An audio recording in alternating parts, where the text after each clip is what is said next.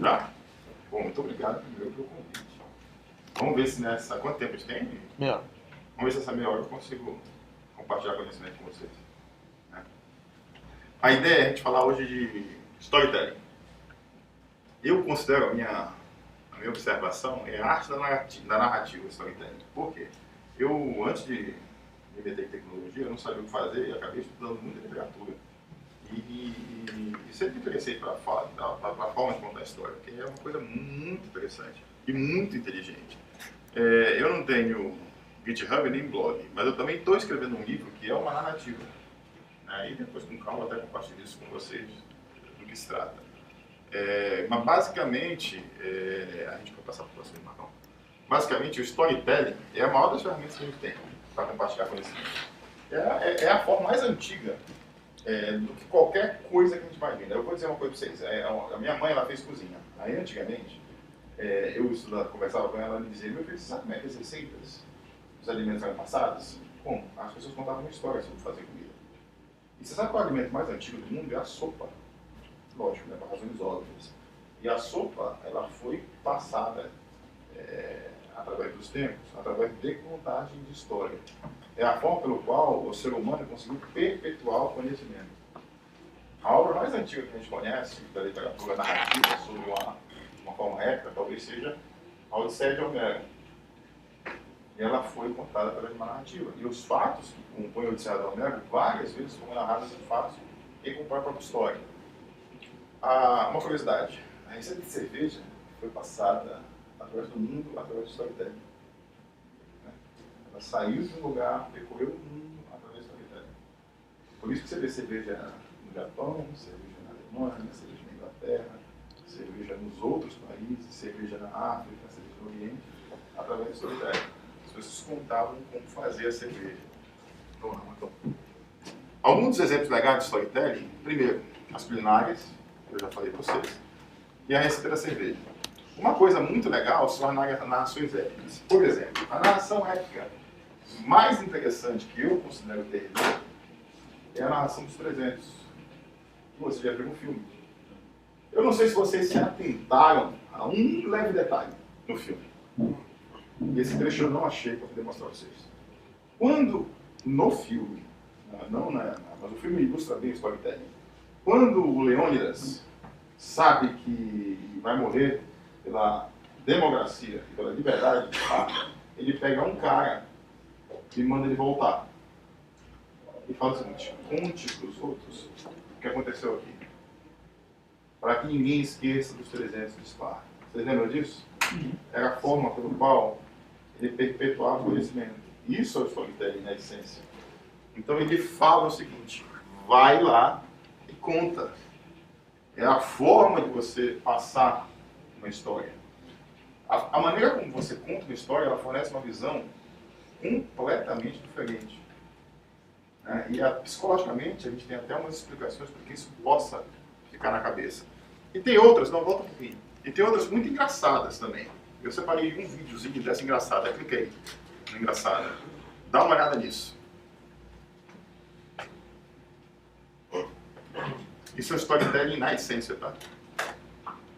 Com certeza que o Padre João não vai querer benzer a cachorra. Não vai benzer por quê? Que ele tem minhagem. Eu mesmo já tenho um cavalo mesmo. Que isso, Chicó?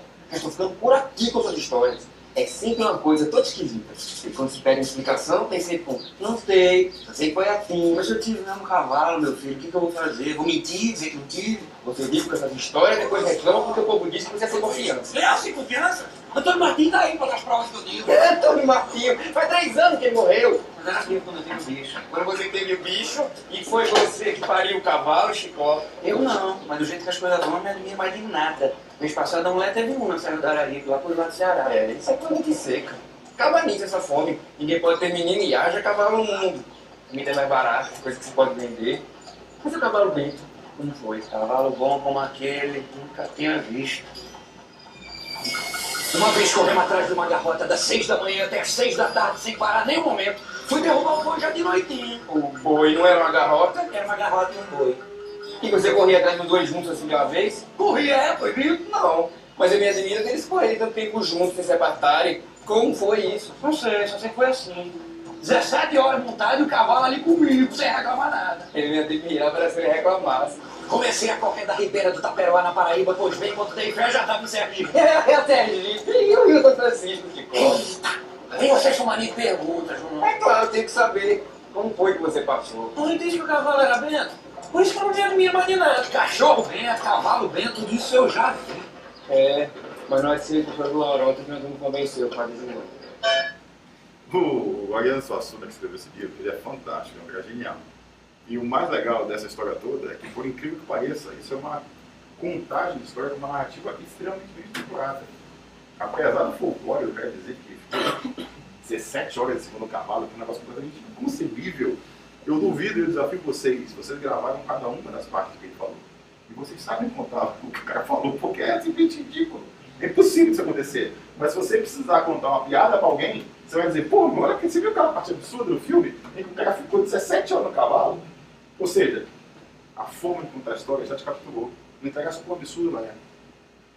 Não entregasse com absurdo ela é.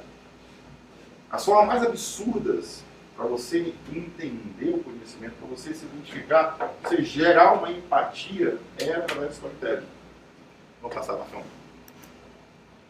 Toda boa abordagem tem uma estrutura pronta. A gente chama isso de design da narrativa.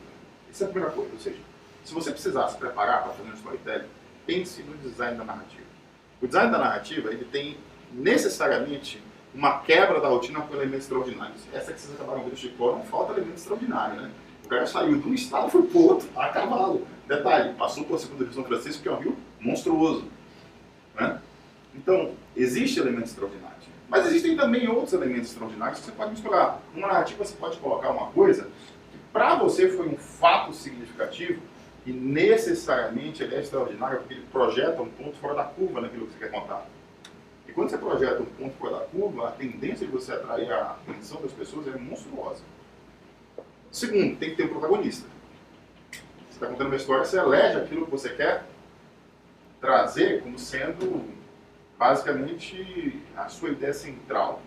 O que é o seu objetivo? O seu objetivo é o seu protagonista. Por exemplo, eu tenho algumas limitações, vocês vão ver aqui na frente, na atuação que eu estou fazendo. Eu nunca fiz recentemente o que eu estou fazendo aqui na Declínio. E eu estou projetando o meu objetivo de forma clara como protagonista. Dentro da minha estrutura, do meu design da narrativa, eu consigo fazer isso. Depois, tem que ter um antagonista. O antagonista não é necessariamente uma pessoa, não é necessariamente um fato. Ele pode ser um tempo, ele pode ser uma série de problemas. Você bota num contexto. Depois, um conflito, que é o desafio para ser resolvido. E, por fim, um encadeamento nessa sequência de eventos, falando de começo, meio e fim, e passando pelo menos por um clímax. Se você projetar isso no mundo de projetos, é facilmente replicável. Você pode ter um protagonista, que é o objetivo do projeto. Você pode ter um antagonista, que pode ser o prazo. Pode ser uma dificuldade de entendimento, pode ser uma transposição técnica muito difícil. E você pode descrever a sua narrativa épica do projeto, identificando até clímax. Puta, aquela brigada da noite, cara, foi fantástico, eu consegui fechar tudo. Foi uma merda por uma série de outros pontos, mas, cara, no final valeu a pena. Lógico, isso talvez não chamasse a atenção de muita gente. Mas a maneira de contar é fantástica. Por que a gente tem que usar um storytelling? Essa é uma grande pergunta. Né? Primeiro, a gente guarda uma informação muito mais fácil quando ela vem envelopada de storytelling. E eu vou dar alguns exemplos que eu estou preparado para fazer dessa forma, com algumas coisas que eu estou fazendo. Mas o principal, dizer para vocês, é que, ao contar uma história, as pessoas se identificam com você. Primeiro que você quebra totalmente aquele vínculo de uma apresentação formal, aquele vínculo de que você quer pedir uma coisa. Você quebra e vai no meio. Por quê? Porque naquela hora você se levou para o mesmo nível da pessoa que está contigo. Então você está conversando com uma pessoa que está aqui e, meu, eu vou quebrar toda a relação, você vai para cá. Porque vocês simplesmente estão conversando de igual para igual e você está contando uma história. Só essa aproximação já quebra 50%, 60%, 70% dos problemas que você vai ter de aproximação. Você gera empatia, coloca coisas, de repente, situações em que você possa se aproximar, conversar, gera uma série de coisas diferentes aí e de forma muito inteligente, de forma perspicaz, quando ser colocado, isso vai fazer realmente a diferença. Tá? O segredo está em a gente atribuir, sim, significados emocionais a elementos para dar contexto. Por exemplo, eu vi várias vezes aí meu cunhado, que mora em Goiás, falando de uma série de coisas. Às vezes, para me aproximar dele, eu jogava uma história fantástica que eu tinha passado. Eu gostaria de pescaria, caçada, esse tipo de coisa, naquela região de Goiás. E eu, ao fazer isso, consegui encurtar muito a minha relação com ele, quando eu estava tentando ganhar a confiança dele para poder obter que ele me ajudasse no meu casamento. Não só quebrei essa relação, como acabei embarcando nas histórias dele também. Esse tipo de coisa é fundamental para você conseguir ter sucesso numa parcela de storytelling. Bom, essa é mais legal. Alguém aqui assistiu o Náufrago? Aquele filme? Todo mundo? Todo mundo? Sem necessariamente? Pô, é sacanagem. Ninguém deixou de ver o Náufrago? Clica aí. Vocês sabem o que é isso? Não sabem? Se alguém não tivesse visto o Náufrago, o que é isso? O porquê que Wilson é o nome desse cara?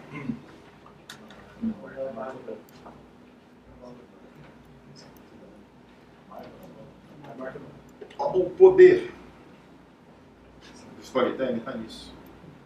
É muito mais fácil você entender o conflito humano através de contar uma história de uma bola, através de uma marcação de uma mão que ficou machucada, se chama Wilson, que é o próprio nome da marca, do que eu tentar explicar isso de forma, sem contar uma história. Jamais essa imagem tinha ficado na cabeça de vocês. Jamais. A personificação da bola é a prova viva de que o storytelling é uma puta de uma ferramenta. Uma puta de uma ferramenta para você se aproximar. Passa para o próximo.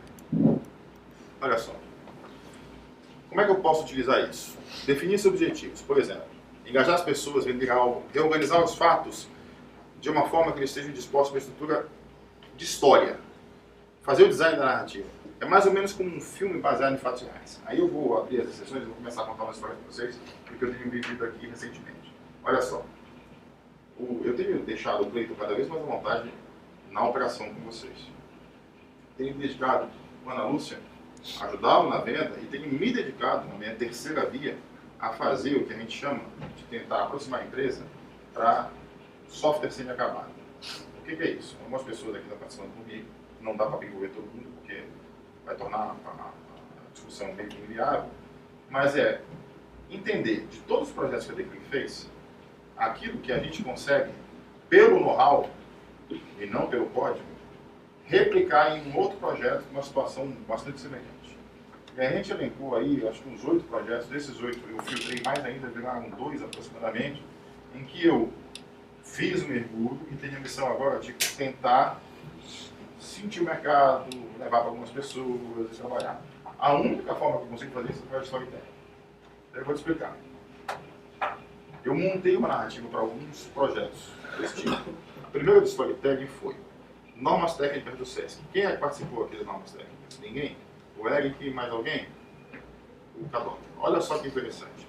Eu estou abrindo 3 ou 4 clientes nossos que são do mercado de construção civil, de um mercado que eu identifique que posso usar normas técnicas. Aí eu estou pedindo um café para o cara, eu não estou pedindo uma reunião. Falei, você está ocupado aí? Vamos tomar um café semana que vem? Vamos? Eu queria compartilhar umas coisas com você, eu queria te mostrar as coisas que eu tenho que ter feito nova. Eu jogo um outro assunto. Chega lá, eu falo sobre umas coisas que a gente está fazendo nova, aí eu mostro um projeto aqui, mostro uma tecnologia, que era o pseudo-objetivo da reunião. Na verdade, aquele é o objetivo. Aí o cara fala, pô, legal, legal, legal. Vamos tomar um café. Num momento de total descontração, eu jogo. Puta, cara, você não sabe o que aconteceu. Olha o que foi. Olha, você acredita que a gente fez um software